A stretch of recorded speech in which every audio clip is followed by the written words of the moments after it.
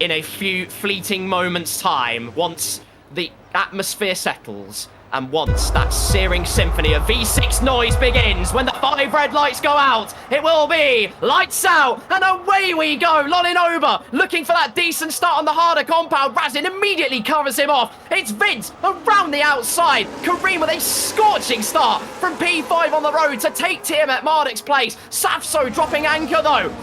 Going down to P6. Great start from Kareem 17. Lolling over and that guy Vince. Their quarrel is ended because the Mercedes Maestro is through into P2. Kareem 17 now can get on swiftly to trying to dispatch of the Ferrari driver with that softer compound at his disposal. The green machine will run relentless, but it's Ratin, that guy Vince, lolling over. Kareem following ever so closely as the Italian stallion looks to defend the inside. That can open up the switchback though for the Aston Martin. Thinks about showing the nose to the inside, but lolling over is home and dry at the moment, Kieran. Absolutely. Well, there's still plenty of time to go. Yellow flag's just a bit further behind. One of the Hasses, I think, is in a bit of trouble. It might be King Cryptics there. Chappers at the back of the field as well. Into turn 1, by the way. Alex Gillen, who has just got himself up into P6, was part of a 4-wide battle going in towards Tarzan. And if you heard any yelling, it was definitely of Tarzan bot through in towards the first corner. But now Alex Gillen up into 6th place, and old foes get the rivalry reignited again with Tiamat Marduk in 5th place, Alex Gillen in 6th place. Interestingly, though, Ben is on the hard tyres for the start of this race, so he is confident of going long into this race. Right now, there's no rain expected. Playing the long game on the harder compounds, or just looking to try and get rid of it, which is entirely possible. Open up those softer compound opportunities if safety cars should emerge. Fabio, he's looking for a recovery, up 4 places off the start. He and Alex Gillen scorching off the starting blocks and looking for even more phenomenal progress. Razin still leads, but it is such close proximity all the way down from 1st to 15th. Now the whole grid lined up pretty much by less than a second between every single one of them. What an absolutely wonderful scenario to have, and that will only exacerbate itself as the tyre talk begins to come to the forefront. Safso with a bit of a squirm on the exit as Adam Sanderson and Scotty Designs, by the way, having a bit of a spicy scrap round the outside. Holds Adam Sanderson in that Red Bull car, trying to use those softer compounds. A bit of a hodgy-bargy on the exit, but the Red Bull driver has cleared the Aston Martin.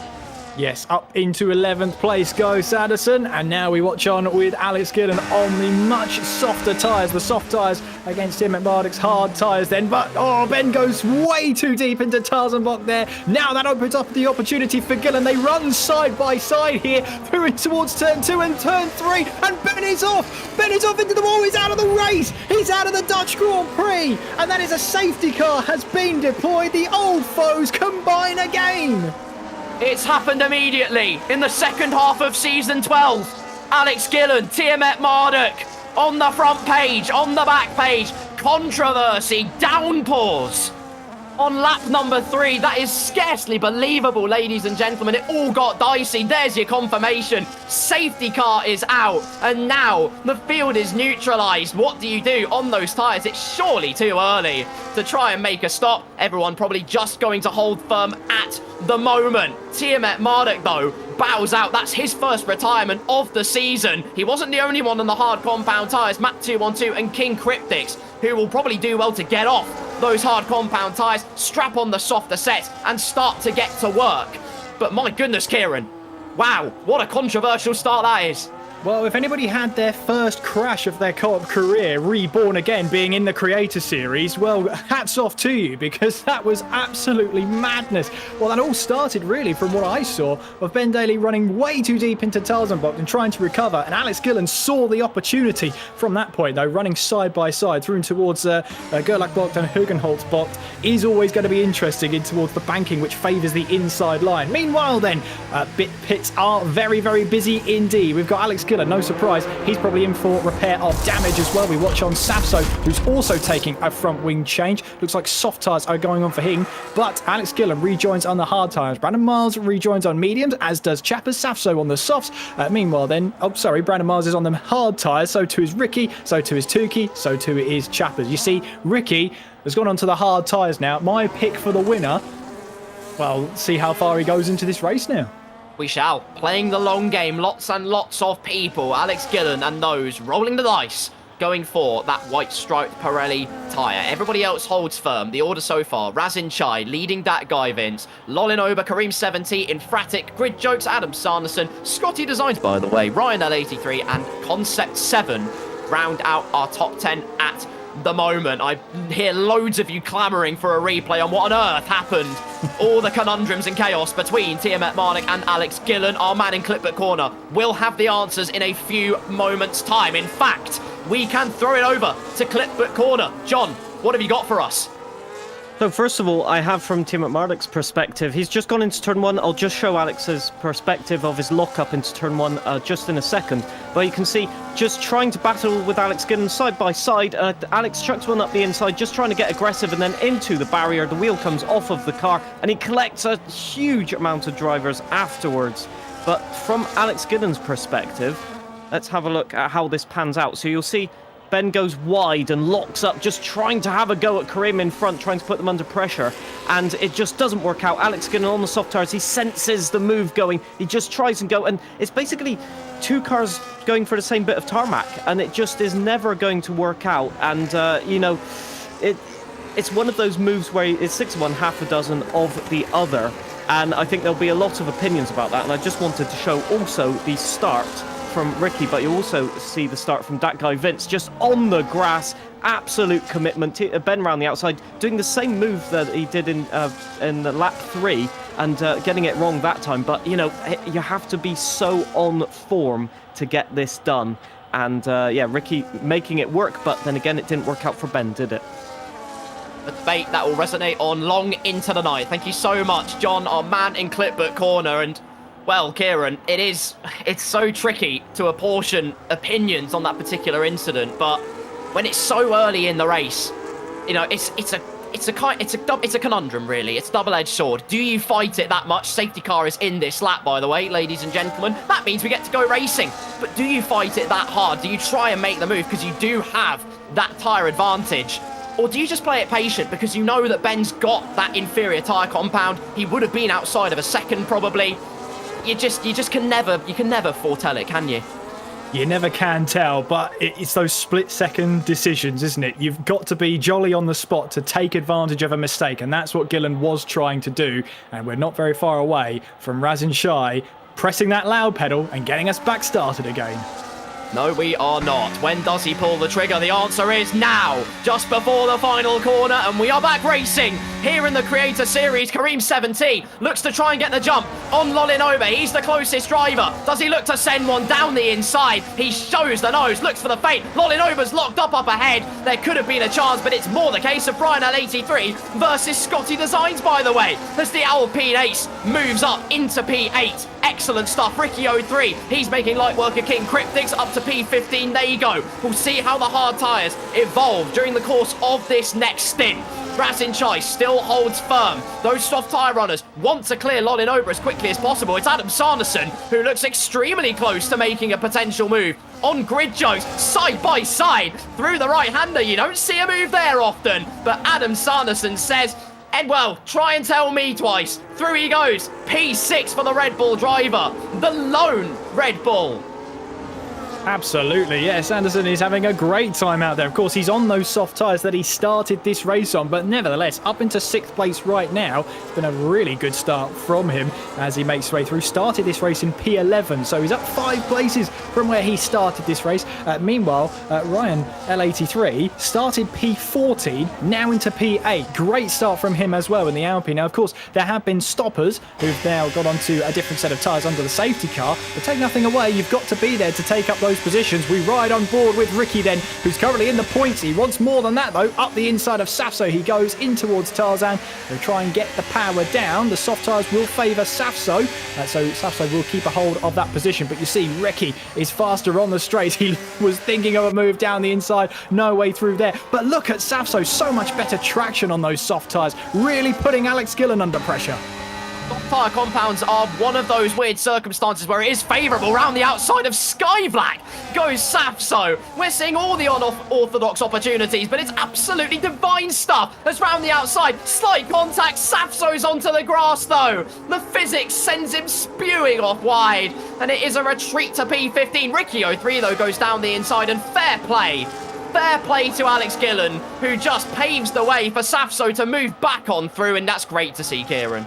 Yeah, absolutely. Good sportsmanship there. Safso getting that position, but for both of them, Ricky's got the position as well. Chappers and King Cryptics also battling away in the background, and that's Chappers up into P17, but he's got to try and get back into the clutches there of DRS, because otherwise he's just going to be a sitting duck once again for King Cryptics down the start finish straight and in towards Tarzan. That guy Vince, though, second place right now, loving a bit of the Dutch Grand Prix right now, and will be loving it even better if he can really ramp up the pressure, put some pressure on Razin. And we know Razin is a cool customer, especially when it comes to leading a race. He's not that easily deterred, but he can be prone to a mistake. There have been chances and instances in the Creator Series where he has faltered under that slight bit of pressure. It's not very often, but you keep the pressure up and you never know. Chances are unlikely, but never zero for the V-Carb driver in P1. That guy Vince with that Dutch delight, the affinity from season number 11. He went round that reverse roller coaster ride. He took his first ever win in the Creator Series, and he's looking now to repeat the feat the right way round, remaining inside of a second as things just start to stabilise, and Adam Sanderson still looking extremely quick and piling the pressure on in Fratic. Absolutely delightful stuff. Scott Taylor is punching the air as we speak. On to lap number 9, ladies and gentlemen. The DRS will emerge. Maximum flappage down the main straight. And yet again, no one quite close enough as those tyres start to equalise themselves a little bit. It's Alex Gillen, though, who's a man on a move. Mango Slayer turns off the battery. No real need to fight this one. It's a different ballpark altogether as Alex Gillen moves up to 14th place. Yeah, absolutely. Tukey now looking to see if he can get up into the points. Grid Jokes and Ryan LET3 having a battle there, but Grid Jokes has got damage on the right-hand side of his front wing there, and that's Ryan LET3 trying to make some moves. Scotty Designs, by the way, gets himself up into P8 there, but Grid Jokes is going to have a whole train behind him. Choo-choo, everybody. This might be a bit of a train, which has got several carriages behind. Is there a way past for Scotty Designs as he makes his way now through in towards Master's Box, now in towards turn 9? Maybe a switch back on the cards? No. Grid Jokes defending, but understeers wide. That allows Scotty Designs to get the power down with the DRS, flies his way past the Aston Martin into 7th place. But look at this gaggle of cars that the train has caused.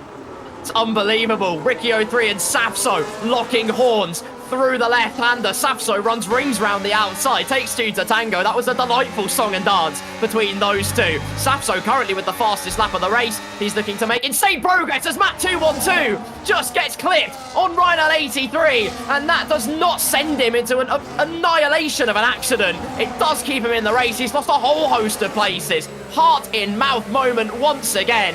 Matt, at the moment, looking unfazed, in fact, reveling in the moment. What a save, what a save, what a save. Chat disabled for 10 seconds. My goodness, how did he keep that out of the wall? Brilliant stuff from Matt212. And doing all of that with a smile on his face as well. Vintage Matt.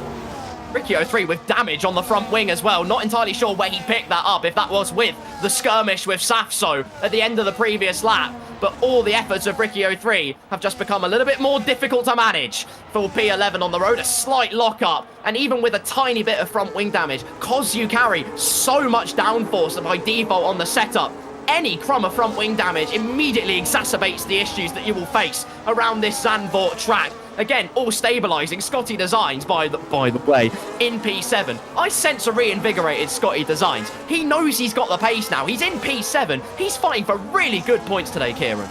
Well, he's got to try and break the DRS from Concept 7, though. We know Concept is quick as well. He's able to try and nick some points whenever he can. But you're right, with that damage for Ricky, he's going to struggle here. Safso making to look to move, making on Ryan L83, which he's got done. But Ryan L83 runs a little bit deep in towards the first corner. Alex Gillen, meanwhile, up the inside of Ricky as we make our way through towards turn 2 and 3. This time, Alex makes his way through, still battling away and scrapping with the Ferrari. And Ryan L83 going the long way around, might have damage there, but in either case, jumping out of the way. Alex Gillen now up into P10, Ricky into P11, and Ryan L83 down to P12. I can't see any damage to the front wing there, but we'll keep an eye on it and see what happens to Ryan there.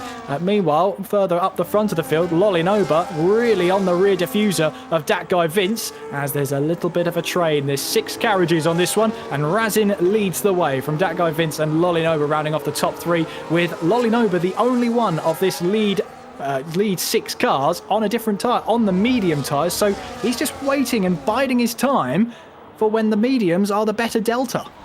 Yes, the momentum might well be switching for that medium compound. An inspired decision by our championship leader, the Italian stallion in the Italian car. Still no way getting past that guy Vince at the moment, as Safso is still making moves. He's got past Concept 7, and Concept could be under pressure from Alex Gillen, who brakes super late. Bold and brave on the brakes, a bit of contact towards the later phase of the corner, but Alex Gillen with a marvellous manoeuvre up into P9. You can see the wash of dirty air on the older tyres as well that Concept had to face. I was wondering if Ryan L83 actually had technical difficulties, as look at Kareem right on the gearbox of Lolin over, but we've seen this song and dance so many times where Kareem closes up at the end of the Hugenholz block towards Sky Black, but can't quite keep close enough towards the part where it really matters, that big DRS straight. We'll soon see if he finds an adaptive strategy for that particular eventuality. In really impressive pace from the top 6. They're in a class of their own so far. But just to reiterate, I wonder if Ryan L83 had technical difficulties because he missed his braking point into turn 1. He missed it again at the Hugenholz block. He seems okay for now though. Does at the moment, and there's a battle of a P7 developing with Scotty Designs, by the way, and Safso. Safso's just hovering outside of DRS zone, but Alex Gillen is on the way and right behind him as we still watch on for that top 6 Lolinover. Not quite close enough to have a go down the inside of that guy Vince and see if he can make his way up the inside, but Alex Gillen gets the way past Safso. These two have already locked horns once today in this race so far, and we're only on lap 13. Safso here on those soft tyres. I think they might start to be just going past their best. The hard tyres might, well, they're very much the more durable tyre. But Safso there with that DRS for Alex Gillen is past and down to 9th place. And now Alex Gillen closing on Scotty Designs, by the way, which for Scotty, if there are drivers he'd rather not have getting closer and closer in his mirror, Alex Gillen is one of them. A tremendous and sometimes terrifying amount of pace he has. I can hear boss music here in Zandvoort. Razin Shai and that guy Vince still line astern on this track. Lolly is getting stronger and stronger though. He is finding that momentum now on those medium compound tyres. The thing I also want to highlight, you've seen Fabio and Adam do it at the end of the previous lap, is they pulled to the inside. They've got out of the slipstream deliberately. The thing we all have to remember is those engine temperatures are going to be skyrocketing. 13 laps, nose to tail for these searing 6 at the front of the field. It is going to be wreaking havoc on the power plant of that car, but they're going to be thinking, particularly on the soft tyres, they might start to consider pulling the pit lane trigger. So closely bunched is that field that they would drop to the back ahead of grid jokes anyway. So they would have that clear air, they would have the opportunity to make something happen should they choose to do so. There goes King Cryptics and getting past Brandon Mars. That's for P16 as these two have a bit of a scrap out on track. Great to see as King Cryptics then makes his way through in towards the 3rd turn. Meanwhile then we watch on Ryan L83. Whatever problems he had, he seems to have shaken them off because he settled down into P12, being chased down by Matt 212. Matt 212 looking for a move up the inside, decides against it, going in towards turn 8 there of Masters Box and holding on to P13 at this moment in time. But he's now going to be under pressure from the likes of Tukey and Chappers, who have caught up to that DRS train.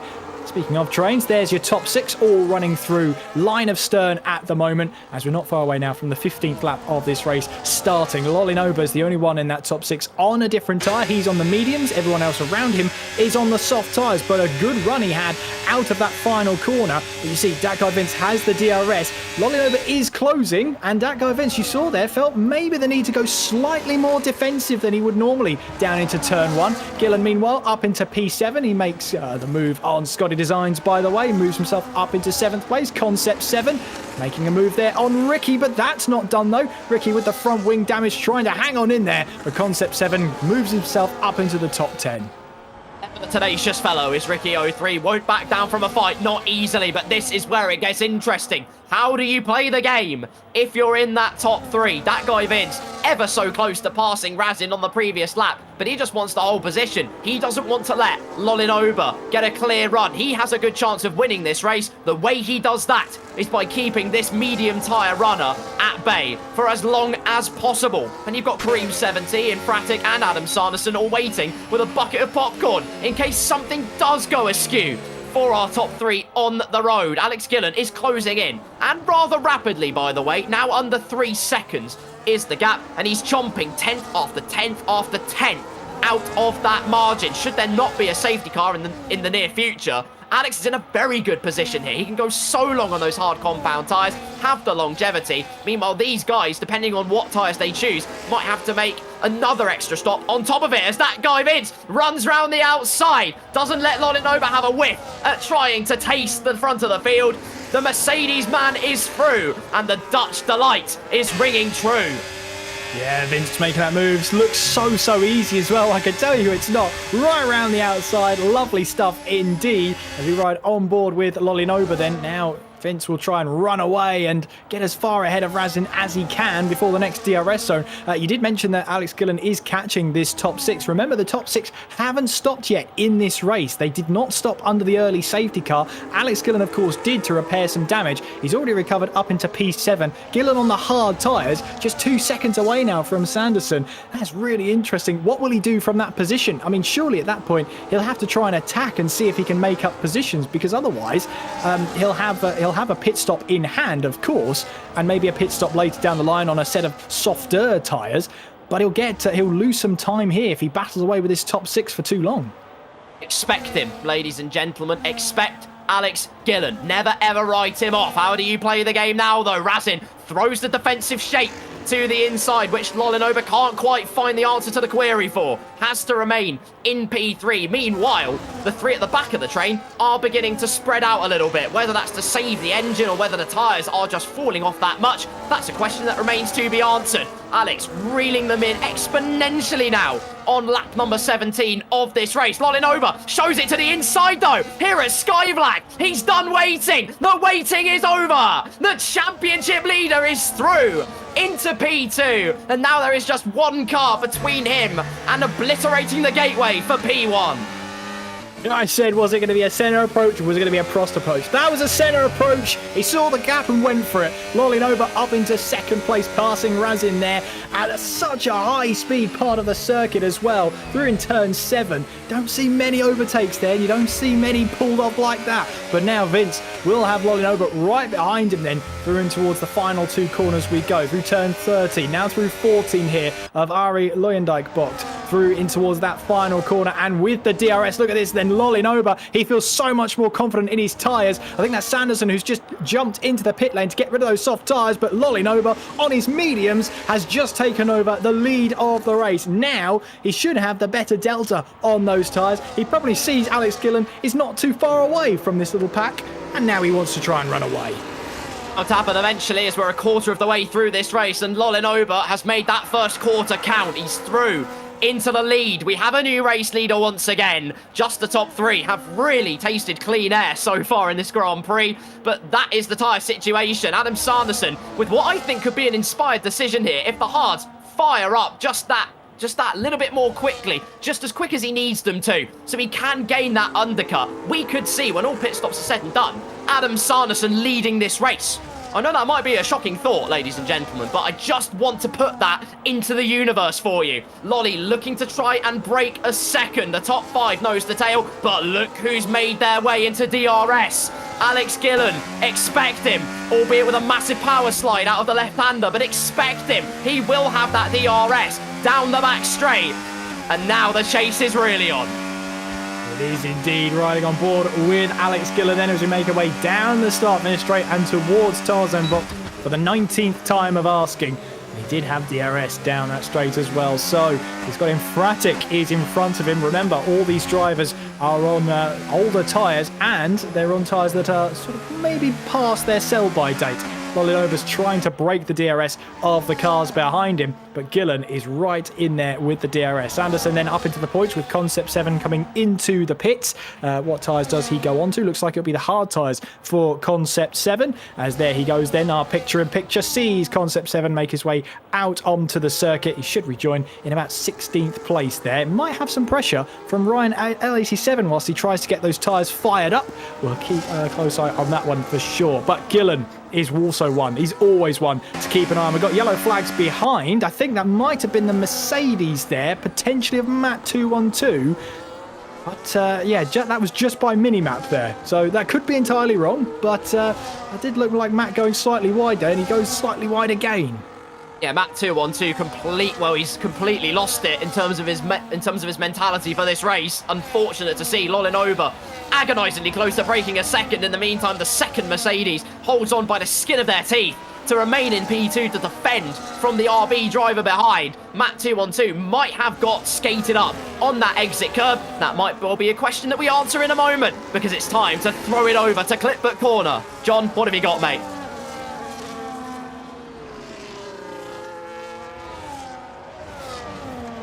I've done it like every other Clipbook Corner at this point. I muted myself. So first of all, I have some glorious overtakes here. This one, first of all, was Adam Sanderson up the inside of Grid Jokes. Wonderful at turn 7. 3 overtakes that I have to show at turn 7 and a slight incident. So wonderful stuff. You can't fault that, can you? Safzo doing exactly the same thing as well round the outside of Alex Giddon. You don't see that often, do you? But the problem is that Alex Giddon wasn't going to let it go. He cut to the inside, and there wasn't contact as far as I can see from both POVs, but over that curb, styrophobia and a position lost also to Ricky. So quite unfortunate there. If we move to Grid Jokes now, we have the collision with Ryan L83, if it will play. Yes, it will. Ryan L83 literally just losing it on the curb, and then Grid Jokes just goes straight into the back, and that was the wing damage that we saw. From at 212, it was the same thing in that Ryan just got it well over the curb, and unfortunately it was just a collision with Matt. And if I have time for one more clip, this is what happened to Matt just a couple of seconds ago, if it will play. Seems to be it's lagging. And he basically just lost it over the curb, effectively. Back to you. Thank you very much, John. Well, whilst that's all been happening, that guy Vince has peeled into pit row, and great news for him, he's ahead of the undercutting Adam Sanderson. So he's done his bit. Onto the hard compound tyres he goes, a 3-lap undercut no less, and the Red Bull driver just could not make it stick, Kieran. Yeah, that looked like maybe Adam got into a slight bit of traffic there, and it might take a couple of laps to warm up and fire up those hard tyres. However, it's a case now, Vince, it needs to make up that time now. He needs to try and get on and get those tyres warmed up, get them fired up, and see what he can do from that position. He's got Brandon Miles just ahead of him as locking up into the pits. We've got 3 drivers rolling over, Razin and Fabio, all into the pits then to get rid of their tyres. Hard tyres on for the Italian stallion as Scotty Designs, by the way, speeding in the pit lane. Oh, that's it. That's it. Feels like a broadsword to the heart. Scotty Designs with a 10-second penalty, and that might be left, right, good night in the camp of the lean green machine. Lolinoba exits the pit lane ahead of that guy Vince, crucially. So, hard compound tyres, the 1-lap undercut for that guy Vince. Crucially, now they're all level pegging with the tyre situation. Lolly's now got a dispatch of the Mercedes driver as quickly as possible. Can he do it? Going into Sky Black, Matt 2-1-2 is going to defend this and fight it out as Lolly tries to run round the outside. Matt just leaves about enough space. Lolinoba with a bit of an argy-bargy moment, makes his way and blasts on past for P6 on the road. That is a crucial manoeuvre, but I doubt Matt 2-1-2 is going to put up much resistance to the next car down the road. What makes you say that? What makes you say that, Carl? Oh. Just a hunch. Just a hunch, just a slight feeling. Well, anyway, Vince knows he needs to try and get past. Lolinoba was trying to make his way through hell or high water. Meanwhile, Alex Gillen has taken over the lead of the race. Karim has stayed out on his soft tyres at the moment, looking to try and extend them as much as possible. But I wonder, 22 laps on those soft tyres so far in this race, of course, didn't stop. We'll be seeing how much his tyres will be screaming in agony towards the end of his stint. And that guy Vin sets the fastest lap of the race. 1 minute 12.393 on that relatively fresh set of hard tyres. There is Fabio. He's rejoined right behind Razin here. And he's got Sanderson for good company as well. Brandon Miles is just trying to make sure he stays within DRS as much as possible. If he can hang on to the back of these guys for a couple of laps, it'll get him further up the road for his own battles later on in the race, as we've got a Ricky losing a couple of positions. Lolinoba and Chappers have gone through. So my guess is Lolinoba went for a move and Chappers said, thanks for opening the door. I'll follow you right through. Great work from Chappers. Immense opportunism from the Williams driver, who's now up into the top 5. Kareem 70, though, still staying out. Like you say, I'd be interested to hear if the man in Clipboard Corner has any intel on what his tyre wear is suggesting, or whether he's waiting for a safety car or going for a really bold one-stop, that being softs to mediums. That would be very, very interesting. As, well, we get the confirmation. He says, copy, we are checking. Kareem 70 remains in P2, 2 seconds now the gap, because look who's in the lead. Alex Gillen. Expect him. I said it. Expect him. He'll be there eventually, and he is, as Razin Chai sets the fastest lap of the race, goes for the move, diving down the inside of Matt 212. Little resistance can be put up because Razin is going on through. He is indeed. Savso now has the fastest lap of the race now. Then 1:11.883 from our PS1 Hagrid. Gets him faster lap of the race. He's currently trying to battle his way through in P14. We see in the background there, I think that's Fabio trying to battle away with it. Is it? It's one of the McLarens for sure. And it definitely is a huge battle going on there between Infratic and I think that is Matt 212, who is having a real ding-dong battle there. Through in towards turn 9 they go now, as we make our way through in towards the next couple of corners. Fabio having to look the long way around. Just ahead of them, Ricky and Razin battling away for position as well. Wherever you look, there's a battle happening. But Ricky looks like he's got the DRS, has he? No, it's actually Razin who gets up the inside there, gets himself up into P7. Meanwhile, Infratic knows that the next move is so crucial. Ricky has not stopped. Karim now is into the pits then in the Aston Martin. And let's see what tyres he does put on. Meanwhile then, Infratic trying to find that inside move in the final corner on Ricky here. They'll now have that DRS, so too does Ricky, but look at the overspeed that Infratic has then. He also has the inside line, and there goes Adam Sanderson down the inside in towards Tarzan Bok. I heard the yells from here as he now moves up into P9. Excellent stuff, using the new tyres to have an excellent advantage, everybody, as Lolinoba closing in for P3. Kareem 70 emerges near on his teammate, who doesn't put up too much of resistance, I was going to say, and then almost bobsledded into the back left tyre. Kareem's tyres, by the way, we can confirm, 71% was where the rear tyre was at. So unless Kareem went for that for safety, or whether he just wanted the tyre advantage, and we're going to hear some more news from Clipboard Corner. He was worried about a puncture, hence why he peeled into the pit lane. I do not blame him one bit, ladies and gentlemen, as Adam Sanderson is hounding that Ferrari car up ahead. The bull versus the horse, and the main thing is, for bulls, red is the colour that makes them tick, and without that DRS, Ricky very much exposed. It should be an academic move for Mr. Adam Sanderson. It should be indeed, but Savso, another purple first sector for him. He's absolutely flying out on track. He's just made the move on Brandon Miles then and up into P11. Meanwhile, Lolinoba's made a move on track then past Tukey. As we see Ricky make his way diving into the pits then with Adam Sanderson. He will get the DRS. Razin Shai makes a move on Chappers and moves himself now up into P5 as he makes his way and negotiates his way through in towards the first couple of corners then in towards Hugenholt's box and out of the third corner. Power down. And Chappers here might have just lost that back end slightly. That's not what you want to send a message to Infratic, because he'll jump on a mistake like that, like a shark in the water, senses that mistake. And look at him now, he's trying to size up the move. He's been sizing it up for the last couple of corners. Down the inside he goes, and that was predictable, but Chappers isn't done here through in towards turn 9. They're scrapping for this position, but now Infratic on the fresher tyres manages to get the traction down and gets himself up into P6. Great little scrap from them, but Chappers was always on the back foot when he made that slight little mistake. Delightful duel between the two of them. Infratic up to P6 then. Using the new tyres to effect, he did a little bit of a bunny hop over that curve, which is what gave Chappers the opportunity to retaliate. But nonetheless, great racing room and respect from the pair of them. On to lap number 27 we go of this race. Lolly has cleared Tukey. That guy Vince and Razin giving chase. Now Razin and that guy Vince giving chase, because the order has changed up.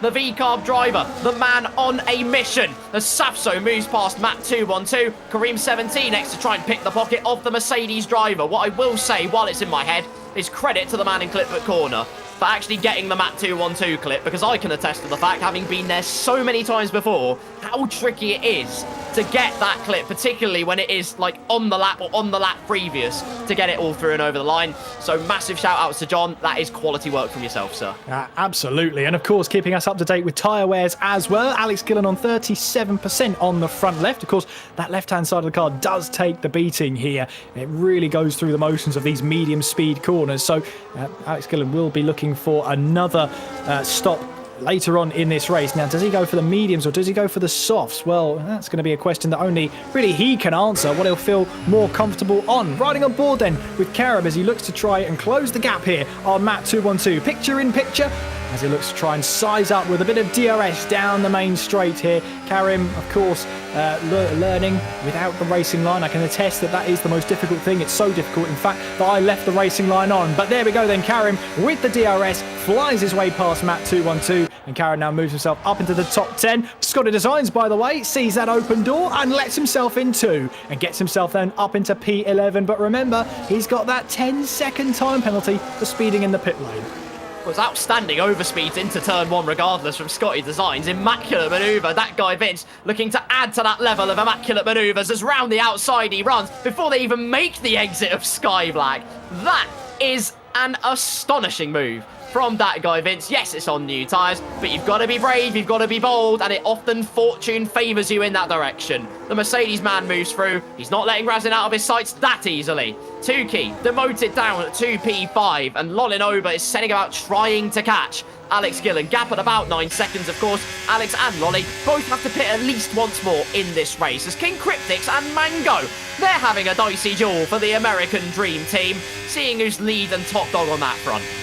Absolutely, love that. Love the inter-team battle. It's Mango ahead at the moment, ahead of King Cryptix, but Mango looks like he's struggling on his tyres at the moment. Shouldn't be struggling too much. He's on 10-lap-old hard tyres, but just losing the back end a couple of times there. Meanwhile, there's lots of battling going on in that sort of midfield there. Savso, I think, has just got past Adam Sanderson to move himself up into 7th place, but the RB and the Red Bull really battling away for position there. Karim also involved in the scrapping as well on the freshest tyres out of the entire field at the moment. 4-lap-old hard tyres, you can see on the graphic there, as he looks to try and close in on Sanderson here, through in towards this high-speed section now. Through turn 6 we go, and now in towards turn 7, where we have seen, quite astonishingly, quite a few moves at turn 7. So whoever said, and whoever the commentator was, I think his name was Kieran, who said that this track is quite narrow and overtaking will be difficult. He should get the sack. What does he know? This is great stuff. Well, threading the needle, if nothing else. That's why we love Creator Series, ladies and gentlemen. They will not shy away from any opportunity. Make no mistake about that. Adam Sanderson was the very first of the lead train to pull the pit lane trigger. It has not worked out. Kareem 70 on 7-lap younger hard tyres is now all over that Red Bull man, and finding confidence all the time, remaining close in that dirty air. Adam will still just about hold on to the coattails of DRS, but its batteries are burned. He doesn't have that overarching advantage of slipstream to assist him. As a Williams peels into the pit lane, Kareem 70 shows the nose down the inside. Adam tries to close the door, but it's going to be a run towards the right hander. I feel like we've seen this one before. It doesn't end nearly as disastrously though. Kareem leaves, and both Adam and himself live to fight another day. And we can all just breathe, Kieran. We almost played those games before, didn't we? But yes, there was a totally different outcome on that one. But Sanderson is struggling to keep that car behind. Karim dives up the inside there. Was there contact between the two of them? Either way, in towards turn 8 we go. Still Karim has the inside line, but Sanderson able to hold on to that position. And Karim here will be getting a little bit frustrated. He cannot dispatch that Red Bull at this moment in time. And this is so critical to use those fresher tyres to their full advantage. He needs to find a way past the Red Bull sooner rather than later, as we head away now down in towards Hans Ernst Bock, in towards turns 11 and 12. We'll get the power down, and Karim here is surely sizing up the Red Bull, making his way now down the start finish straight with that load of DRS, and Scotty Designs is absolutely going to have a helpful dose of DRS as well, as the Aston Martins really working together. There goes Karim then with that DRS. There's really nothing Adam can do about that one. But how about Scotty Designs? He'll launch a move down the inside in towards Tarzan Box. As we get back onto the power then, Scotty though will be on the outside, heading our way through in towards turn 3, which the banking here, at least in virtual Zandvoort, is nowhere near as efficient as is what is in motorsport, where drivers take that outside line. On this occasion, though, Scotty has made that outside line work to an absolute T, and he gets himself up to P9. Scotty Designs, well, by name and by nature, he's formulated a show-stopping move there. That's how you race through turn number 2 and turn number 3 of Hugenholt's block. Excellent work from both himself and Adam Sanderson, and great inter-team work from both the green machines in P8 and 9. Kareem, I wasn't going to sound the alarm bells immediately when they were battling and he couldn't quite get past. He got Adam out of that DRS. He opened up the opportunity for himself just by doing that. So smart work on the racecraft front, whether it was intended or not. He just displaced him from the train, can use those newer hard tyres now to just coast to the back of Safso, which is exactly what he has done. Otherwise, gaps are stabilising here and there. The only thing that's really happening is Lolinoba catching time and time again. Kareem sets the fastest lap of 1:11.7 as Adam Sanderson goes for round 2 against Scotty Designs, runs it round the outside, and we've seen this one before. A hint of deja vu is sprinkled into the equation. They once again run side by side. Scotty's clear though before Hugenholt's block, and this dynamic duo continue to bring us delightful duels here at the Dutch Grand Prix. Brilliant stuff between them, Scotty Designs and Adam Sanderson. And meanwhile then, Safso's got the move on Tukey there. Safso up into P6 with Tukey down to P7. Karim is watching that battle on and seeing how he can get himself involved and maybe get himself a couple of positions to boot as well. But Tukey there down to P7. It was Safso's got the move done. Now Safso will really focus on Fabio up ahead of him. And then what could Safso do? He's on those medium tyres, so everyone else around him really on the hard tyres at this stage of the race.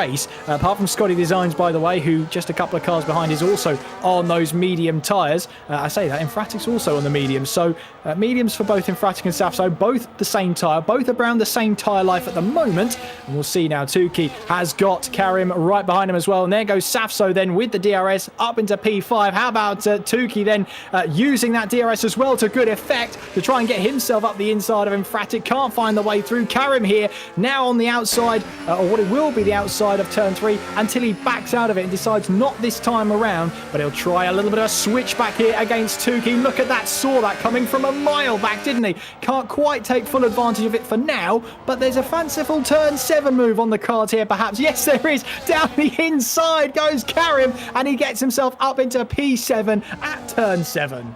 There was no denying the mercurial Moroccan there. Tenacious as ever. Through into P7. We're rapidly approaching halfway through this race, ladies and gentlemen. Alex Gillen still your race leader on those hard compound tyres that he bolted on at that first safety car when he and Tiamat Marduk had a little bit of a touchy. But we'll ignore that because Lolinoba is trying to breathe down his neck. Razin's not far behind. That guy Vince also not far behind. It's stabilised between those three. However, then you've got Safso and Infratic, Kareem 17, also trying to make manoeuvres happen as Scotty, by the way, and Adam have caught up to Tukey, so more places to be gained for our resident Flying Scotsman as Infratic moves past Safso into P5 on the road. This is great stuff. There's action wherever you look. It's brilliant stuff. And Scotty Designs and Adam Sanderson still not done with their battle, although I think Scotty here is looking and sizing up a move on Tukey here, heading our way through in towards the third corner. Tukey here trying to just hold on to that position. He's on 30 lap old hard tyres. No wonder he's a little bit struggling at this point in the race. He stopped under that safety car and hasn't stopped since. Look at Adam Sanderson looking for a move up the inside. Was there contact? Scotty Designs goes all sorts of sideways through and towards 7, manages to catch the car again. He's lost a couple of positions, but at least he's facing the right way. Goodness gracious me. Heart in esophagus moment for you all, I imagine, but no harm done. I don't know if Adam's got front wing damage. Doesn't look like it, as he's squirming on the power to keep that Red Bull right in the correct direction. But again, drama ignites in an instant at this Dutch Grand Prix. Still, the fabulous three of Infratic, Safso and Kareem 17 locked in their own trio fight for P5 on the road as we look backwards at Scotty Designs, expecting it's the inevitable with DRS wide open. There might well have been contact, and now Scotty has a score to settle. Kareem's got past Infratic in the meantime. One Aston Martin is through. The other one can't quite find the opportunity at the moment. I thought surely not from that far back, Scotty. I know you've made some leaps into Zandvoort in this race so far, but surely not from that far back. He didn't on that occasion. Meanwhile, then Karim and Safso were having a bit of a ding-dong battle, weren't they? Safso's got himself back ahead of Karim for P5, but look at Karim here. He's carrying so much more speed into the corners. He's so much more confident on the tyres underneath him at the moment as he makes his way now through in towards Masters box here. And I can confirm from John down at Clipbook is that Sanderson does have very, very light wing damage. It's still green, but he did get damage in, I'm assuming, that bit of an incident between himself and Scotty Designs, by the way. Hello, look who it is. It's Lolinoba. He's got DRS on Alex Gillen here through and towards the final corner. We're reaching the halfway point in this race, and Alex Gillen decides to pit in. But everyone boo him, and he's got himself a 10-second time penalty. Well, Scotty, you're in good company now. Alex Gillen is speeding in the pit lane too. Drama, drama, drama. Cube it up, ladies and gentlemen, because it all just got very out of proportion in the context of Alex Gillen's race. 10-second penalty. He can't take the prize for having the first one, though, because Scotty Designs, by the way, got it. There's a yellow flag. Concept 7's been off the road, and front wing damage for the Williams driver. No harm done. The question is there an opportunity? Well, is there an opportunity here with that damage?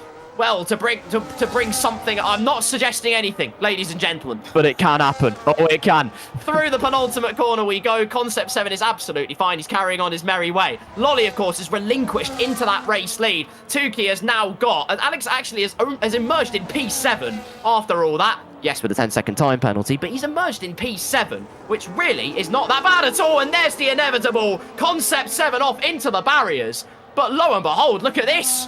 There's no safety car, Kieran. Oh, Concept 7. Concept 7. Couldn't even bring out the safety car. You can't get the staff these days. Oh, dear. At least when Alex and Ben crashed, they caused the safety car. Can't believe it. Oh, well. Nice try, Concept. We'll see you next week.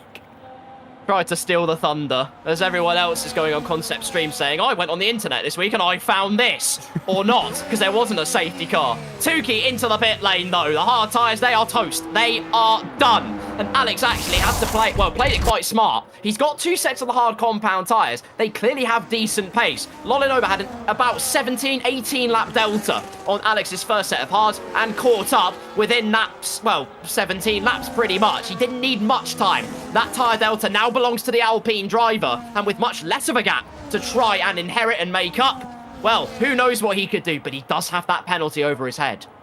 He does indeed, and that will cost him. 10 seconds is a huge amount. And oh, that's a half off into the gravel. That's Mango who's off into the gravel. That's at turn 1, just on the exit of turn 1. I only caught the end of that, but Grid Jokes and King Cryptics were also close by out on track. I wonder if it might have been a bit of a scrap between all three of them for that, what is right now the final point in this race. Ricky, meanwhile, down in P18, looking to really thunder his way as many point positions as he can at this point of the race. We're over that halfway mark in this race. Maybe Ricky was hoping for that safety car to be deployed, but the safety car never came, and Mango goes skateboarding over the curb and into the gravel at his home race. You can see he's kitted out in the sideways French flag, but that's not bringing him too much luck today at the moment. Well, being horizontal, as it turns out, doesn't actually inherit pace, which is unfortunate, and it also doesn't inherit the track, as Mango again is flirting with the grass and the greenery, nonetheless exploring the scenery, so we'll absolutely take it. Lap number 38 of this race, ladies and gentlemen. The leader at the moment is Lolinoba. You've then got Racing Chai, that guy Vince, Kareem 70 in P4. But there is gaps emerging, ladies and gentlemen. Many, many gaps as people try and suss out the ebbs and the flows of the tyres, the momentum trying to go in their favour. Some have newer than others, but ultimately they can't really exacerbate the pace, or rather extract the pace that they've otherwise been hoping for. Here's your championship leader from the helicam, and at the moment stands head and shoulders clear of the rest. Of course, won in round number 3 at the Hungarian Grand Prix. A beautiful battle, what gave me heart palpitations in Clipbook Corner, between himself and Kareem 70. At the moment, it's all clear for the Italian stallion, who's gunning for his second race win to try and become another repeat winner in season number 12, just like this man, the Aston Martin ace. Yeah, and 5 seconds away is Karim from those podium positions, and away from the leader is about 10 seconds, maybe 11 and a half seconds or so away from that race lead. And he's on a charge at the moment. Of course, he has the fastest lap of this race underneath him, and when looking at last laps, he's quicker than the front runners. Lolinoba, 1 minute 12.9 his last lap. Razin, 1 minute 12.6. We've got Datgo Vince, 1 minute 12.8. Karim, 1 minute 12.4. So he's just chipping away at that gap, lap after lap. But the thing about the top four is they're surely going to have to stop again. I can't see them making these tyres last till the end of the race. And then when it comes down to it, what tyres will they pit out on?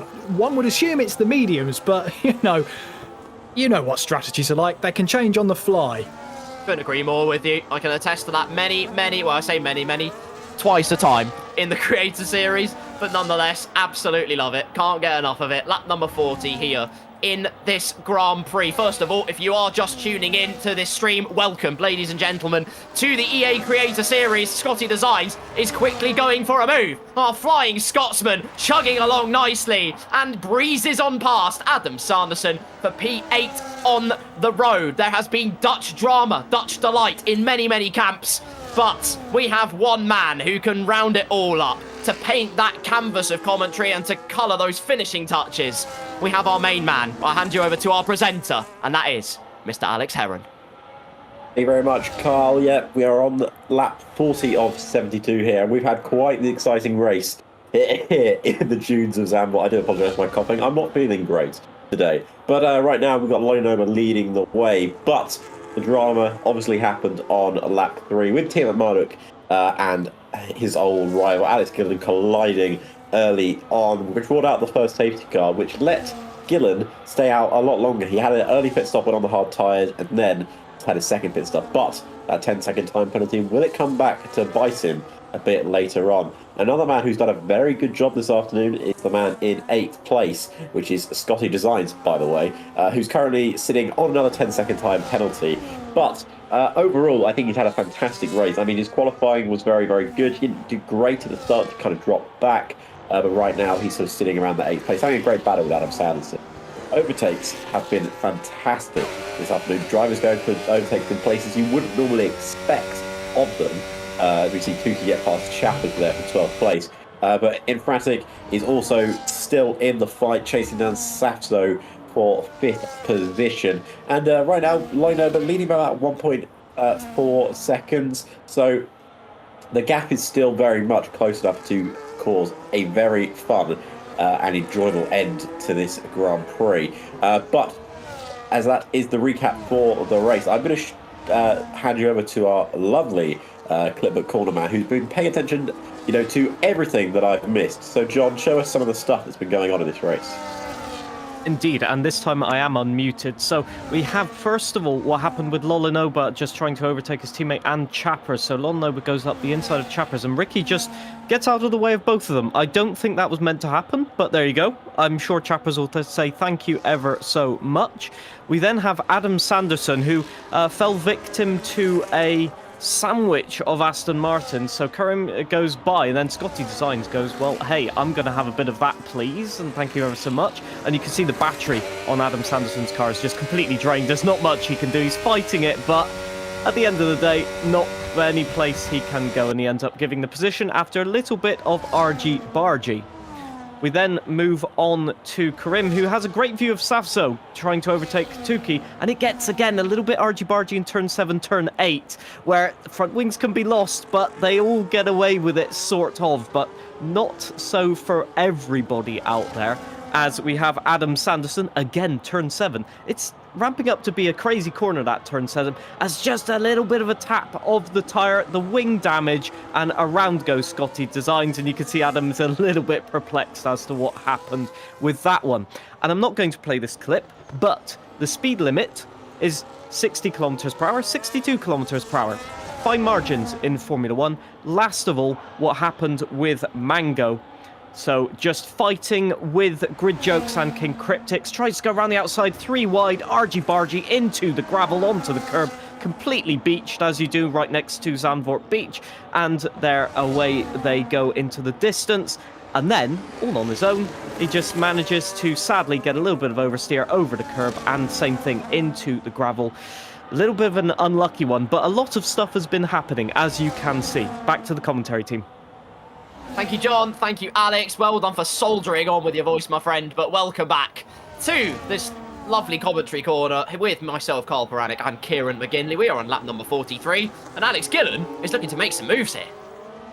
Yeah, battling in towards turn 1 and now trying to get the move done later on in the lap, trying to get past Safso. Safso on the medium tyres, has been on for a while now, 21 lap old medium tyres at this point, with Gillen trying to go round the outside initially, hugs the inside line, but look at Safso hanging it round the outside, not letting Gillen have this move. As easy as that, through and towards the final 2 corners we go. Gillen on the outside here, he's got the DRS, so too though does Safso, and they're still running side by side through the final corner, but Safso throws in the towel and pits on the start finish straight anyway, and we'll try and go to the end of the race. And well, up until then, a brilliant battle between the two of them, side by side for most of the rest of the lap. Brilliant. Fantastic. Fascinating scenes here. Lolly still leads. Razin has been whittling away at the gap.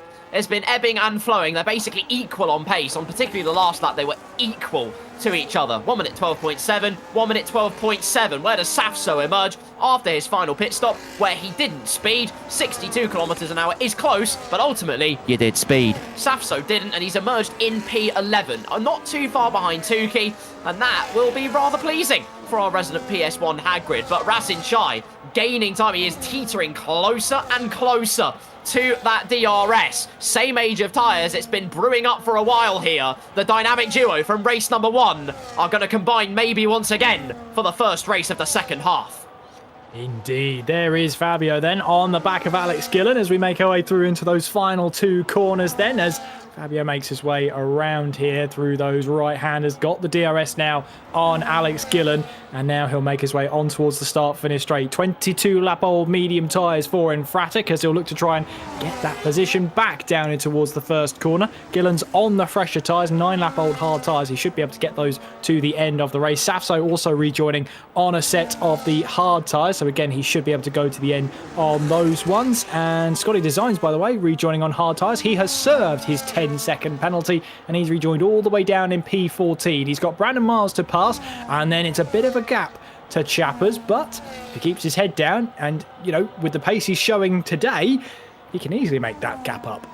Might have sunk into a trough, but it's all to build up to an ever greater peak for our resident Flying Scotsman in the Creator Series, as Alex Gillen has escaped off into Narnia. Fabio has no answer to the pace, courtesy of the newer tyres. Razin thought he had a chance at nibbling away, but Lolly seems to find that time once again at the later stage of the lap. In fact, throughout the whole lap, Lolly Nova has just been a bit quicker overall. That last sector will exacerbate the issue, as he is about 1/10 of a second quicker, so nothing really to separate the top 2 on the road. Vince has sunk, though, during this second stint. He's only got tyres that are 1 lap older than the 2 out in front. Whether Razin was limiting his pace in the first stint or not, we will never know. But ultimately, Vince just cannot keep up. Kareem slowly but surely catching up to the Silver Arrow. Gillen as well has just set his personal best, but we've got yellow flags in sector 1, and that looks like a Haas maybe just jumping out of the way. Might have been Mango just jumping out of the way, or King Cryptics, either way, just jumping out of the way of some faster cars there. But we're watching on Mango making his way through. There is Infratic, who is rejoining here just behind Safso, and well, look at that, side one behind the other now in towards turn 3. Infratic will need to try and get those tyres fired up, and he'll try and not let Safso get too far up the road before that happens. But Safso is a man on a mission trying to chase down Matt 212 for 7th place in this race so far, as we're on the lap number 46. Keep an eye on that gap at the top of the table, though. Lolinova is only 1.1 seconds ahead of Razin at this point in time. Razin had a very strong middle sector, 2/10 quicker than Lolly on that last lap, and again, just shy quicker was Razin on that last lap. So it's all to play for in these closing stages of the race. Robert Chappers has left the session, who was running in P10. Horrible, horrible news for Chappers, ladies and gentlemen. We are hearing that Concept retired because he's got to put his setup on as well. So really, to do as well as he did with the default setup, hats off to you, sir.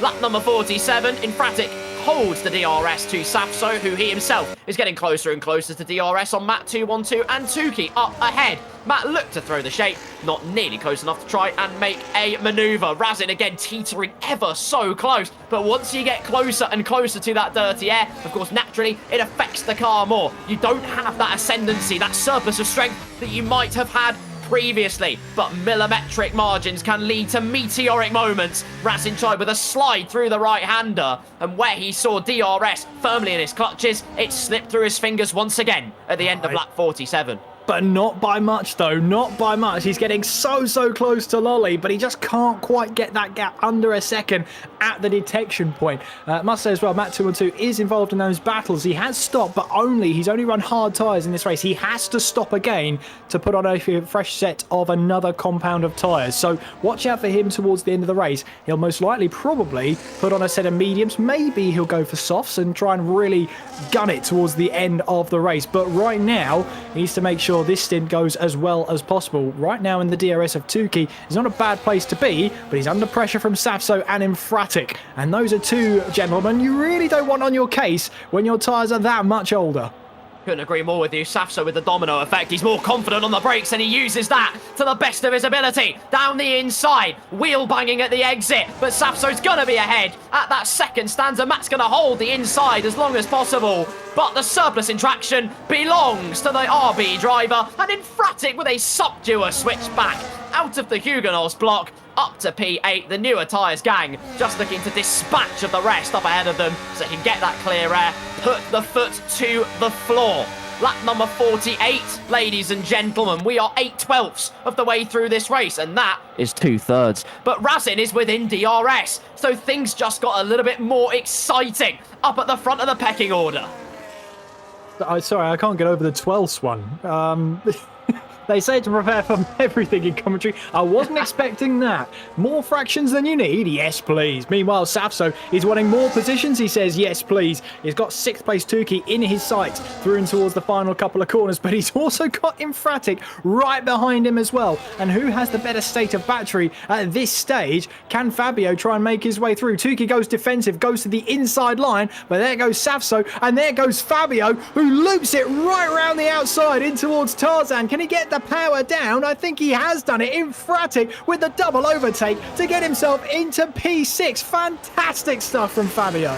Send in your overtakes of the week, ladies and gentlemen, because that one ticks all the right boxes. Infratic round the outside. A lovely song and dance once again. An outstanding outside manoeuvre from the McLaren man, but luckily for him and Safso, they can just get on up the road now and look to try and catch the 5 at the front. Kareem 70 has also been closing up, slowly but surely. He's now well within DRS of that guy Vince. They've made their way round the final corner. 7.5 tenths is the gap, so no real opportunity for the Aston Martin to strike. But Kieran, we're 50 laps of the way through this race. We've still got 18 of our drivers remaining, and my question to you is, who's impressed you the most so far? Not necessarily who you think's done the best so far, but who's been really impressive during today?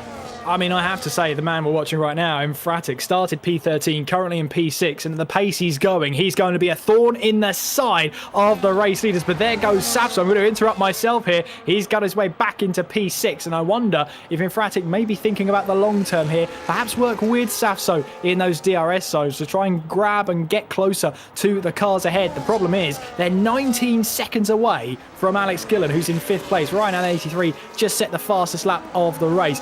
They may have to have an element of working together and not battling each other, at least at this stage, so they've got the best chance of catching those up ahead. Now, it's a case of Lolinoba, Razin, that guy Vince, Karim, all will probably have to stop again. They're all nearing 30 lap old hard tyres. We've seen hard tyres run up until, say, lap 28 for some of them. Lap 33, we saw Tuki get 33 laps out of them. Gillen himself got 32 laps out of his hard tyre stint. So we're coming to that point where they're going to be stopping anyway, as meanwhile then Karim flies past that guy Vince and makes his way now up into 4th place, as that's a Haas in the background there, maybe trying to do a little bit of unlappery. Either Cryptics or Mango Slayer, either way, stays behind for now. But Infratic puts himself in a good stead for the rest of this race. The problem is, though, he'll have to try and hang on to his tyres towards the end of the race. But, I mean, for the overtakes, that move right round the outside, Infratic. It's an absolute masterclass of a manoeuvre. from Fabio. We highlight him briefly. Razin within half a second of Lolinoba up ahead. Like Kieran quite rightly said, these top four will most likely have to stop again in this race, save if they really want to try and boil their blood over by nearing puncher territory. Not that I think they should want to. The clouds have covered this Dutch Grand Prix circuit, and whether there's anything we don't actually know, there's no rain expected according to our telemetry, so they are going to have to pull the trigger eventually. The question is, what tyres will they choose? As on to lap number 52, we shall soon emerge. Razin basically using no battery, not showing Lolinoba that he's any threat whatsoever. Now uses the overtake to put himself closer and closer to pile on the pressure. Has got confidence on the brakes. Make no mistake about that. But no real rush at the moment. 20 laps to go. The idea that they'll both have to stop again. So Razin keeping it cool at the moment. Yeah, and the thing is, what tyres do they go on? Sorry, the fact caught me out there that if he wins the championship, the line, the rainbow snake, must be turned off. I don't know why there's so much hate for the rainbow snake. Everybody loves Rainbow Road. That's essentially a giant rainbow snake that tells you where to brake and get the items. I demand respect for the rainbow snake. Respect for the rainbow snake shall always be commanded. Some say the lion does not concern himself with the rainbow snake, but the Italian stallion Lolinoba is not a lion, he's a horse. So he does on lap number 52 of this Grand Prix. Razin is in close range. There's a Ferrari, though, that's going slowly. Ricky's got a puncher on the front right tyre. And Ricky, he's had medium compound tyres on for 24 laps. So it's not that long into the race. What on earth has happened to that second Ferrari car? Quickly peels out of the way to not disturb the fight at the front. But drama once again, only 24 laps on those medium tyres. And Ricky emerging with a puncher. Wow. Well, that's a huge message to all those around, especially for Brandon Miles, who's on 22 lap-old medium tyres in 14th place. If that's not a warning sign, I don't know what is. Razin getting ever closer, though, to that other Ferrari. The one that's leading the charge. The dynamic duo from Saudi Arabia. Get ready, ladies and gentlemen, because if you know what I'm saying, it is a shake and bake for the ages. Lolly looks to defend the inside, make his Ferrari car as big as possible. And Razin has no response to it at the moment. Now he's getting closer. Now he's piling on that pressure. He's going to try and force Lolinoba to make those millimetric mistakes, but they all add up over time. And that means Razin has a very good chance. As Ryan L83 again sets another fastest lap. He's setting the timing sheet ablaze at the moment. He is indeed, and well, I wonder what he can do from here. He's catching Sanderson as well. Up into P11 is Ryan L83. Can he get his way? Can he break his way into that top 10, I wonder? Razin, meanwhile, looking to see what he can do from here with that DRS wide open through in towards the right-hander, the long right-hander. John in our pit lane is saying that Razin's rear left is on fire, 105 degrees Celsius, as he looks for a move down the inside. Lolinoba has it covered, though. The lead does not change. Lolinoba stays in the lead. And, well, they've got to think about this. If they start squabbling now, this is only going to grab the attentions of the likes of Safso and Infratic, who are looking to try and maybe go to the end of this race here. We ride on board. That's rain. That's rain. It is. It's rain, absolutely. Well, there's a reason why they all braved out the storm and braved out the weather, because they've gone hell for leather. And tell you what, the rain has arrived here in Zandvoort, out of absolutely nowhere. There's still on our telemetry no indication of rain being expected. And I don't know, well, I mean, quite frank, there is rain. I don't know what else to tell you. Rain on lap number 54, ladies and gentlemen. 9/12 of the way through this race, and you know what that means? We're 3/4 through. But Lolinoba is in P1, Razin's in P2, and suddenly the weather is part of the conversation, and Kareem is closing in rather rapidly. Now, this is going to be a huge moment now for all those, especially the front runners, Lolinoba and Razin, on 32 lap-old hard tyres, as Brandon can't make those medium tyres last and also gets a 10-second time penalty to boot. He's just seen Ricky get a front left puncture, and now he's going to have to pit in for probably a set of dry tyres. It's way too early for inters at the moment, but we've got a virtual safety car that's been deployed, VSC deployed, and there is a Ferrari that has stopped. Is that a Ferrari that stopped there on the exit? Yes, it is. And it's Ricky, who was on the intermediates. He's stopped out on track. He's now trying. Is he trying? He's allowed to do this. He's allowed to upgrade it to a safety car. So there you go. So it was a virtual safety car. Ricky's decided, I want to actually be back into this race, and has decided it's actually a full safety car. So there you go. Thank you, Ricky. We love you, Ricky. I don't think Lolinova's going to be sending him a Christmas. I know I'm projecting in the future quite a lot here, but I don't think Lolinova's going to be sending Ricky a Christmas card after that, because it was a 2-horse race. There was no need to compress the field, but it is a rule, ladies and gentlemen. As of very recently, you can, if a VSC emerges, you can upgrade that to a full safety car. So while Concept 7 dramatically and rather hilariously failed to bring out a safety car, Ricky 03 has not, and so the field can be bunched up, and here we go, ladies and gentlemen. Lap number 55. A smooth operation so far from Lolinova with Razin Chai, who's been breathing down his neck. Now it will all be neutralised. Kareem 70 in P3, that guy Vince in P4, and if the rain continues to get heavier, Kieran, who do the conditions favour, do you think? Wow, that's a huge moment, isn't it? I mean, they're pitting in now, and I assume that they're gambling that the rain will be enough for Inters by the time the safety car is over. Oh, this is going to be... We know Karim is good in the wet. This is right down his line of scope. We know how good he is in the wet. In those tricky conditions, he comes alive. I do wonder if we keep an eye on him. We're racing into the pit lane, meanwhile. That's Alex Gillen and that guy Vince. I'm not sure I've ever seen that one before. Nevertheless, Alex Gillen is in, and this is a perfect scenario for him because he can serve his 10-second time penalty. So the team have to wait. He'll also change the front wing whilst he's there as well, under a neutralised race. Oh, now he's going to be one to watch as well. Now he's got rid of that 10-second time penalty. Where is he going to emerge? He's probably going to emerge in about 5th place. So that's worked out really, really well for Alex Gillen. Wow. Considering how he started this race, and considering he got the time penalty as well, that's a huge one. But the talking point here is Karim has come out on medium tyres. Everyone else around him is on Inters. Infratic's on the softs. Oh, I love a split strategy when I see one. Oh, I do indeed as well. A couple of drivers braving it out on the tyres. Scotty Designs into the pit lane. I'm going to see what the other Aston Martin does in this process. But it's whether that rain will get hard enough. It still says on our telemetry, no rain expected. So whether it thinks it's not going to rain hard enough to really be a potential threat. Well, we'll find out. We will find out, ladies and gentlemen. Everybody, loads of people have played it safe. There are some that have been brave and bold. And we'll find out in a moment what the situation is going to be. Lolly, Razin, Kareem, that guy Vince, and then Alex Gillen are our top 5.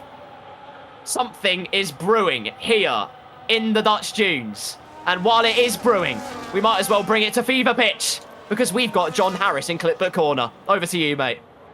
Indeed. Well, we've had quite a bit of action here. I just wanted to show Concept's demise effectively just in turn 8 and going into turn 9. Just losing the car. I mean, the tyre just had no grip in it and just onto the grass. And that's when I think he decided at this point, getting wing damage, that it was race over. That he was going to try and cause a safety car, but it didn't really happen, did it?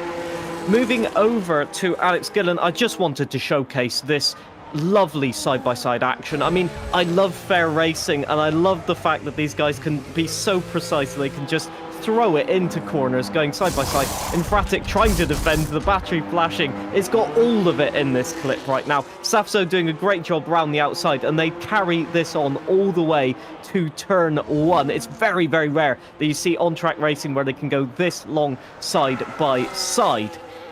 If we move on now to Infratic, that incredible move around the outside. He just got in the slipstream, battery deploying. Everybody's low on battery at this point. Tuki doesn't have the battery. Safso breaks a little bit too early and is crowded to the inside. Infratic all the way around the outside. He doesn't even show that he's happy about it, but there you go. I'm happy for him. Moving on to Alex Gillen, that clip has apparently disappeared, unfortunately. So I think that was some sort of incident that we were just about to see, but there you go. Moving on to Ricky, this is the puncture. So just into turn 7, you can see the tyre lets go. The car doesn't let go, unlike Kimi Räikkönen in 2005 at the Nürburgring, but that is so disastrous, and he'll spend the next couple of corners just trying to get it back to the pits. It's not been his day, has it? And then, if even worse, when he's trying to cause a safety car, he's allowed to do that, but he also gets a 10-second penalty for ignoring blue flags. So, I mean, yeah, what can you say? And yeah, he's not very happy about it, as you can see. The fry's quite solid, to be fair. But anyway, back to you in the commentary box. Ferrari is solid indeed. Thank you very much, John, for all of the chaotic clips in Clipbook Corner, lap number 58. And no real surprise, Kareem 17 went back into the box. He went for the intermediate tyres in the end. Hasn't lost out too much at the end of the day from P4 down to P6. Fabio lost more, though. Matt 212 is in P7. When all of this is said and done, Matt 212 is up to P7. He's been very quietly just making his way up the pecking order with Tukey in 8th, Adam Sanderson in 9th place. And, well, I mean, Kieran, it really hasn't been Ricky's day. I imagine you are devastated, my friend. I am. Do you know what? I am. But hey, that's racing for you. And maybe with a safety car, maybe with those handful of laps to go, you may never know. A famous commentator better than me once said, anything can happen in Formula 1, and it usually does. And I'm holding on to that for my race winner. 18th place at the moment. Doesn't paint it in a great light, but you never know. That guy Vince in P3, he's my prediction prince of the day. Lost out quite badly during the second stint. Ultimately a two-horse race between Lolly and Razin it has come down to. But in the intermediate conditions, that can all change in a heartbeat. Make no mistake about that. As we have a fun fact about Ben, apparently, oh well, there you go. Everyone should go and tell Ben to Ben's chat and tell him to stop using Streamlabs OBS. There you go. That's your mission. Do it now. Not that he'll be able to read it, but do it. Is that worth a boo? Is that a boo-worthy thing? Do you know what, Kieran? I'll let you have it. All right, boo, boo. There you go. There you go. Unbelievable. Still, could be worse. You could be Ricky 03, who is currently in P18 and is a lap down. However, usually, the people of Creator Series, they are very charitable. They will let them through, like this, right on cue. There goes one McLaren of Tukey to let the Ferrari through. There goes Matt 212 to do the same. Kareem 17 playing his own game of styrophobia. That is unfortunately not bonus points to the kitty, but it is cool nonetheless.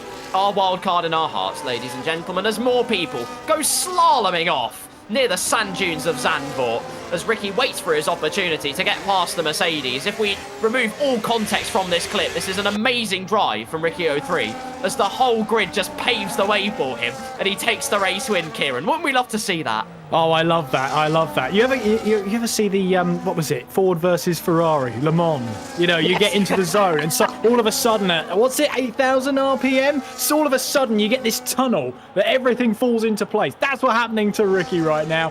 What a move. And he's gonna pass the race leader shortly. Or is this going to be revenge for Lolly? No, it's not. Of course it's not. He's going to let him through. And at least Ricky is going to get back onto the lead lap. Everybody cheer when he gets back onto the lead lap. Here he goes, Ricky 03, the last contender between himself and the lead lap is Bernd Mailander, and he's through onto the lead lap. Erupt the cheers, never mind. Safety car is in this lap. He can't overtake Bernd Mailander anyway. As if Ricky 03 needed a more figurative slap in the face.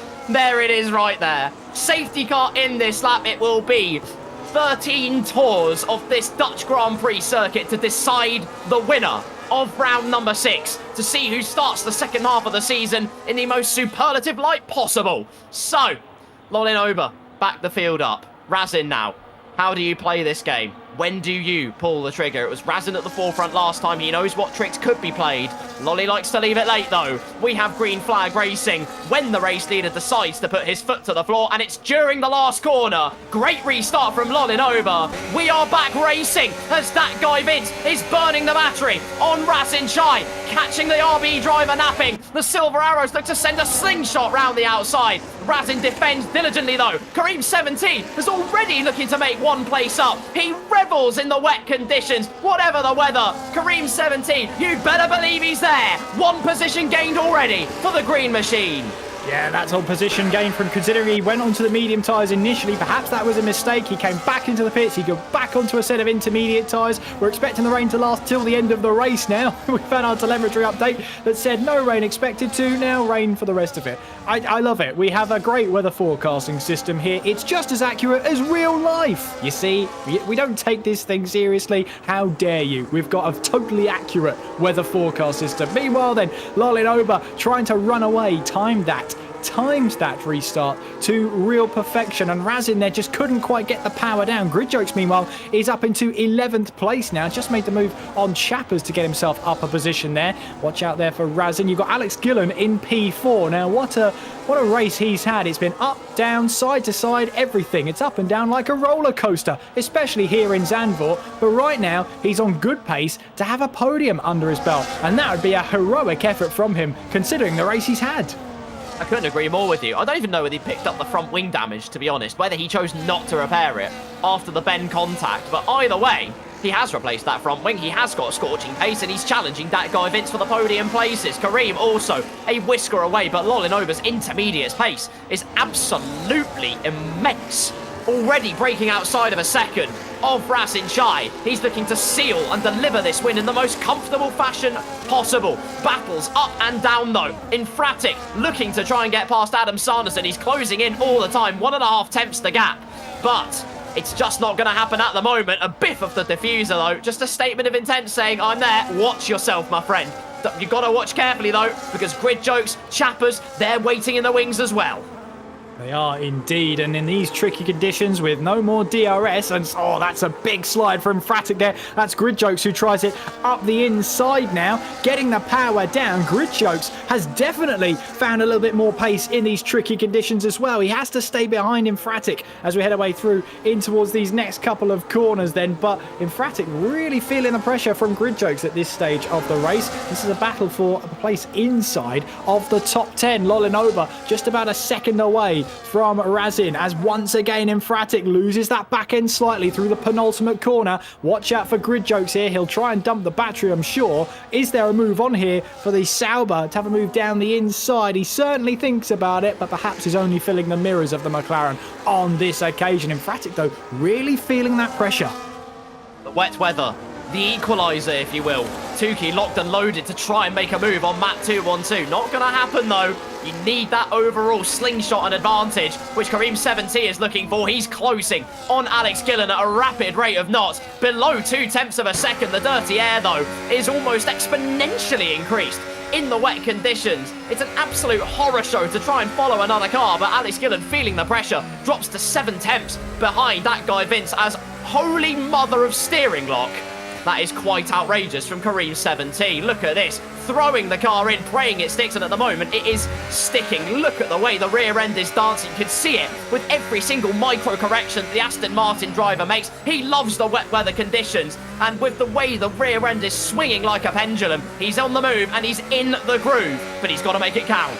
Yeah, he relishes these kind of conditions, doesn't he? We've seen this time and time again, that aggressive wheel flick in. It's just, you don't normally see it. It's just so aggressive in these wet weather conditions. He has so much confidence underneath him. At the moment, though, Gillen et al. Are doing enough to just about stay ahead as we head our way down in towards Tarzan for the 63rd time of asking.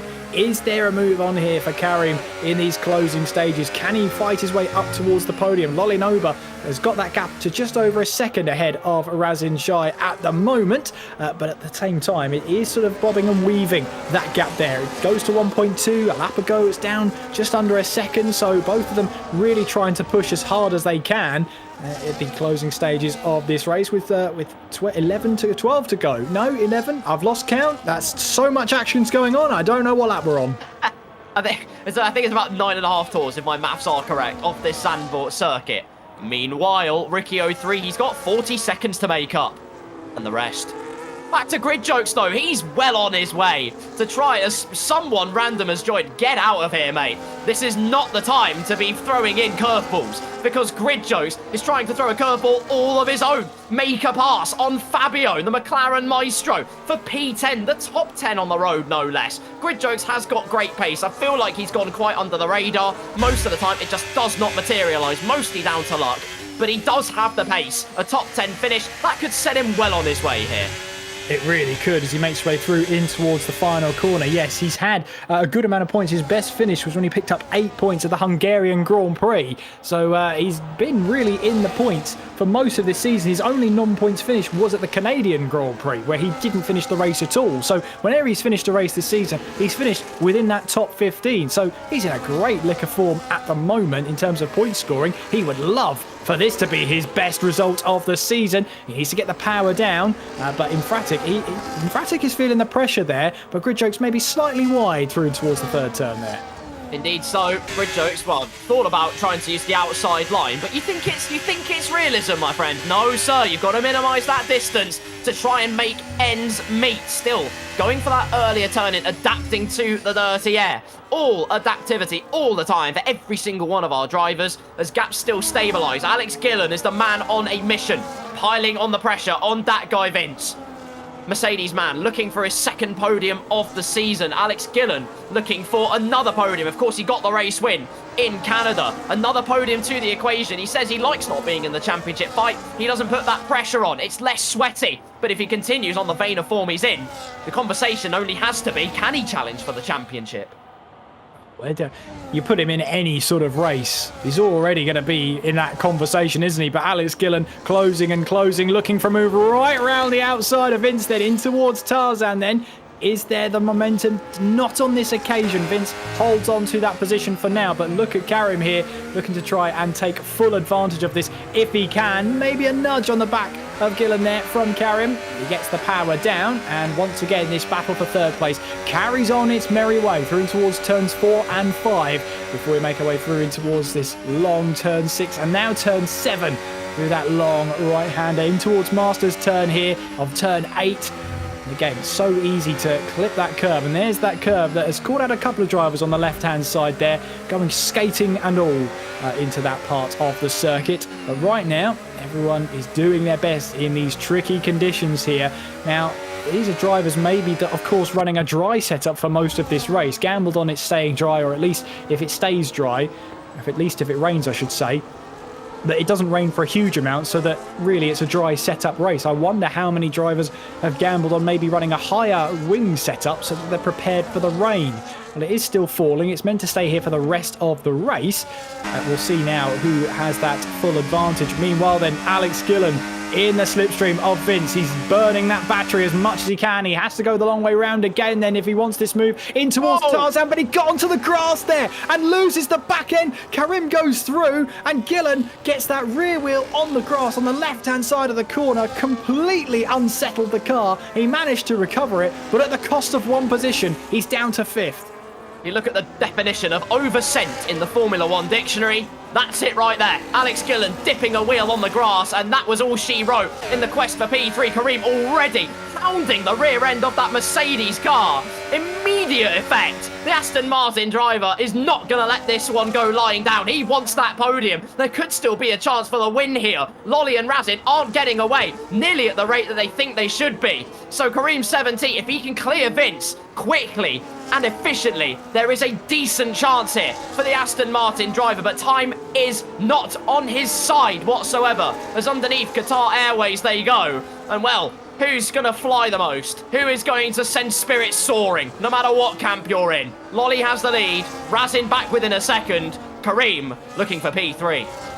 Looking for P3. Can he get this done, though? We know he loves and relishes these conditions, but as much as Alex Gillen made that mistake, as much as he fell back slightly, you can see he's right on the back of this train once again. Karim, though, is he going to look for a move here? Down the inside, he's going to launch it in towards Tarzan here. Down the inside, Vince leaves the room, but then Karim loses that back end slightly, running side by side. I've seen this one before this race. Still running side by side in towards turn 3 here. Vince is so willing to hold on for his second podium of the season. How long can he hold back Karim? Can he hold him for the rest of the race? Well, he was able to hold back Alex Gillen, but look at this now, side by side almost then. Now in towards turn 7, where we've seen so much action. How much Vince is working to keep a hold of that third place here. He's defending and has the widest Mercedes Zandvoort has ever seen. That's a gigantic Mercedes car. Alex Gillen also has a chance. Side-by-side contact made with Karim 17. Sends the Aston Martin near spiralling, but Karim will defend. Once again, thrown off kilter by the Alpine driver, thrown off kilter at the first instance by following closely to that Mercedes car. Alex looking to send it down the inside, and so he does send it. Pushes Karim onto the gravel, more contact made. Karim goes round onto the sandbox. Goes the Aston Martin driver, and if there was any hope for a podium, that is extinguished. Yeah, absolutely. Yeah, got a bit messy down at Hans-Ernst-Bock, didn't it? Just slightly messy there. And that's cost Karim big time. Down to P8 he goes. We know that's going to light a fire underneath him, isn't it? He's got a couple of positions to make up with 5 to go on the lap counter. Meanwhile, Sanderson is trying to defend from Infratic down in towards turn 1. Infratic takes the inside line here. Bit of contact between Grid Jokes and Sanderson. But meanwhile, Infratic does move up into P9. Now he's got a 2-second gap to make up between himself and Karim there. Meanwhile, Grid Jokes again looking to try and get some moves late on into this race here. Sanderson struggling to defend from Grid Jokes. There's contact between the two of them going through turn 4 and 5 there. My goodness, they're both facing the right way, but that could have so easily gone so wrong for them both. Chappers, meanwhile, is looking to try and pick up the pieces. He'll say thank you very much if anything untoward happens up ahead. They did so well to keep it pointed in the right direction. Equally, I'm going to send flowers to that guy Vince, who defended delightfully to repel the offences of Alex Gillen and Kareem 17. Both of them tried to throw the shades, but, well, Vince had all the answers to those battles. Lap number 68, only 4 tours when Lolinova crosses that start-finish line to make the next lap happen. There it is. And so we carry on, ladies and gentlemen. 4 tours to go. The gap has again increased out in front. Lolly leads by 1.6 seconds. Alex Gillen is back in that 1 second range. Kareem 17 has some scores to settle. He really does. And, well, there'll be scores to settle, but not necessarily because Matt and Tukey have done anything untoward. It's more a case of Karim now needs to know he needs to get those positions done and dusted. He's our only multiple winner so far this season in Karim. We might get another one added to that list in 4 and a bit laps time, maybe 3 and a bit if you're picky, in that amount of time. But Karim now knows this is a recovery job. He needs to grab as many points as he can. P6 is right there if he can take it and if he can play his cards right. The only problem is Matt 212 and Tukey might be in a battle of their own for P6. And sometimes when you've got drivers in a battle of their own, they're more focused on each other than they are of you. Yeah, credits to Matt 212 and to Tukey, by the way, for being in the position that they're in the first place. Big points do await them, but they do have a very, very hungry shark behind. Kareem 70, he is an unhappy customer of this race in many ways, and he will show that particular emotion. As you can see, he just catches up midway through the corner. So close to nibbling away at the McLaren, and surely closer when they come out of the penultimate corner. A slide on the exit for Tukey. Equally, not the most optimal exit for Kareem 70 either, as Tukey will gain that slipstream off Matt 212. That should repel the offensive that the Aston Martin driver has. Tukey throws the shape to try and send Matt 212 into a mistake. Not going to happen though. 6th, 7th and 8th places still remain line astern. Gillen, though, piling on the pressure. Vince has got more defensive work to do. He does indeed, and I wouldn't put it past him, though. He's shown he can drive a very, very wide Mercedes when he needs to. It is a happy hunting ground for him, Zandvoort, isn't it? As you said earlier on, he's won here. Round the wrong way and round the right way, he's on his way to a podium. It would be a second podium of the season for him if he can keep a hold of that position and look to see if he can wrap it up in a neat little bow. Of course, he got the podium, his first one of the season, at the Hungarian Grand Prix, where he also got pole position there as well. Now, can he wrap this one up? It'll be a huge amount of points for Vince in this latter stage of the season. But just up the road there, with only a handful of laps to go, when they cross the line, it'll be 2 to go. Razin has managed to get that gap down to just under a second here. He's been absolutely lighting up these timing screens. He was 0.3 faster through the first 2 sectors than Lolinova, and on that last lap he was half a second quicker. 2 to go, and Razin here may have just been playing the waiting game. Had absolutely no battery left at all. You could see it on the steering wheel, but that is a mark of the desire of the man in question. He wants this race win. He's going to go for the race win. Still no overtakes being made. Not by Gillen, not by Tukey, Kareem, nada. Grid Jokes is close though to Adam Sanderson. Could anything happen there? The answer is, according to the timing tree, no. But Matt 212 is, well, have we not seen any trademark Matt 212 bottles yet this season? Well, we haven't, and so far he's not going to add to that collection. P6. Don't say that. Don't say that. Why would you invite that fate? Content, Kieran, my friend, content. Meanwhile, in the background, Kareem's going down the inside, showed the nose to Tuki to get him out of that slipstream range. We saw this before with Sanderson at the beginning of this race. It's going to happen once again, though. Here, towards the very end of the Dutch Grand Prix. Razin now with almost half a second of Lolinover out in front. And battle will well and truly commence. The pressure is on. Oh, I love this. 1 to go then, here at Zandvoort. The final lap in the dunes here for Season 12 of Creator Series. As we enter the halfway, the second half of this season, the final lap of the Dutch Grand Prix has begun. Lolinover leads from Razin in second place, and these two will pretty much be fighting the title, with Tim and Marduk Ben Daly's retirement, who was second in the championship. At this stage here, Tim and Marduk is going to fall slightly down the order as Karim gets the move on Tuki in towards turn 1. We just saw the end of that move, but Karim is now up into P7, and this is so valuable for him. He knows that any position from here is more points. Now he needs to turn that in a recovery drive, as he was in the fight for a podium. There is your fight for the lead heading into its closing stages. Lolinover at this stage doing just enough. He is indeed keeping Razin at arm's length. 3/4 of a second. Alex Gillen's made the move. He gets the podium place off that guy Vince, who put up a rampant resistance, but it's not going to be enough. Just a few fleeting corners to go at the very front of the field. Razin has thrown everything at this man, the championship leader. The prince of the Italian stallions, looking to become king. He's led the championship. It was 6 points the gap going into this week. How big will the gap be coming out of this week, though? Through the final corner. Glory to the Tifosi. Forza Ferrari. It's a superlative start to the second half as Lolinover wins the Dutch Grand Prix. No matter what the weather said, it was a wonderful drive executed by our championship leader. Razin Chai P2, Alex Gillen at the death, gets that P3 place. Vince in 4th, Savso in 5th.